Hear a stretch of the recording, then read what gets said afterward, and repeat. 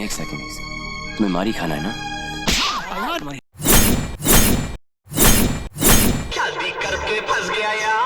आज तक मुझे किसी भी मूवी ने इतना अनकंफर्टेबल नहीं किया जितना इस मूवी में किया। Let's get started. अहान नाम का एक लड़का होता है जिसको अहाना नाम की लड़की से प्यार हो जाता है और एक दिन अहाना की डायरी अयान के हाथ लगती है और उसमें अहाना के लाइक्स एंड डिसलाइक्स होते हैं। उसको इम्प्रेस करने के लिए उसकी डायरी में चीज़ें पढ़ता है। अहाना हो जाती है उससे इम्प्रेस, दोनों की हो जाती है शादी। मैं तेरे बाबू के झूले में पड़ी बाबुल। शादी के बाद पहला दिन होता है और अहाना तैयार होके नीचे आती है। उसकी सिंपल सी ड्रेस थी, ऐसा कुछ रिवीलिंग तो था नहीं। तो अहान उसको बोल देता है ये क्या पहन रखा है सब कुछ। तो एक बार अहाना अयान से बोलती है कि वो घर पे बैठ के बोर होती है, वो कुछ करना चाहती है। तो अयान उसको यही बोलता है मॉडलिंग के अलावा तुम जो करना चाहो कर लो, ये जानते हुए अहाना मॉडलिंग के लिए कितनी पैशनेट है। खैर अहाना और अयान जाते हैं हनीमून पे। हनीमून से वापस आते हैं तो अहाना ने अपने लिए कुछ सामान खरीदे होते हैं तो सारी फैमिली मिलके देख रही होती है। इतने में सलमान की एक बहन को पसंद आ जाती है ज्वेलरी। तो अयान उसको बोलता है कि रख लो, तुम्हारा ही तो है। अहाना गुस्सा हो जाती है, जो कि वैलिड भी था, लेकिन सलमान उस पर गुस्सा करता है कि तुम कैसी हो, तुम इतना नहीं कर सकती मेरी फैमिली के लिए। ओके, उनकी शादी को हुआ था कुछ ही टाइम।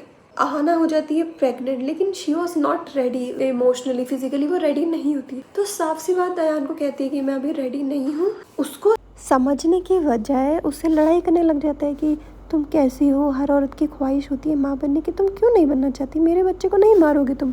और ठीक है अहाना मान जाती है। ओके, तो नेक्स्ट सीन में ये होता है कि अहाना अपने पेरेंट्स के पास हो सीढ़ियों से नीचे गिर जाती है। इसी वजह से उसका मिस कैरेज हो जाता है। लेकिन इस अयान के बच्चे को तो कोई फर्क ही नहीं पड़ा। उसने ऐसे बोला कि तुमने चला के ये सब किया, तुम तो चाहती ये थी, तुमने तो बहुत गलत। सो अहाना का एक कजन होता है जिससे अयान अपनी बहन की शादी करवाना सोचता है कि अहाना मना करती है, उन दोनों की जोड़ी नहीं जम पाएगी।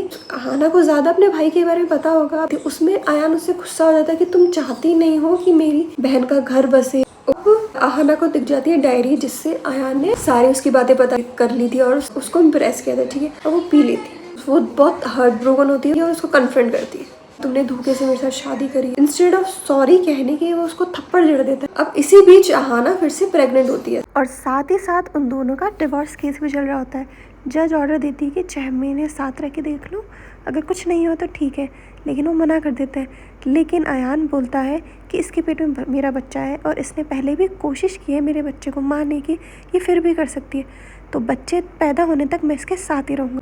हाँ, तो हो जाता है बच्चा डिलीवर, लेकिन अयान में इतनी सिंपैथी नहीं थी कि वो एक बार अहाना के हालचाल पूछे, वो बच्चा लेके निकल जाता है। हालांकि डॉक्टर कहती है कि बिना माँ के दूध के बच्चा नहीं फल फूल पाएगा। तो अहाना चल जाती है अयान के घर, लेकिन अयान के घर में उसको ऐसा अनजानों सा ट्रीटमेंट मिलता है, इवन कोई पराया हो उससे भी ऐसा ट्रीट नहीं करा जा सकता। लेकिन उस घर में तो ऐसा अजीब सा ट्रीट हुआ, सीरियसली। वो दूध पिलाते ही वो बच्चा लेके खेलने लग जाते और हमारी अहाना को गिल्टी होती है कि उसकी वजह से ये सारे ट्रीटमेंट मिल रहे हैं उसे। और लास्ट में क्या होता है, एज एक्सपेक्टेड अहाना अयान से माफ़ी मांगती है और सब खुशी खुशी रहने लगते हैं ना। विलन कौन बनता है?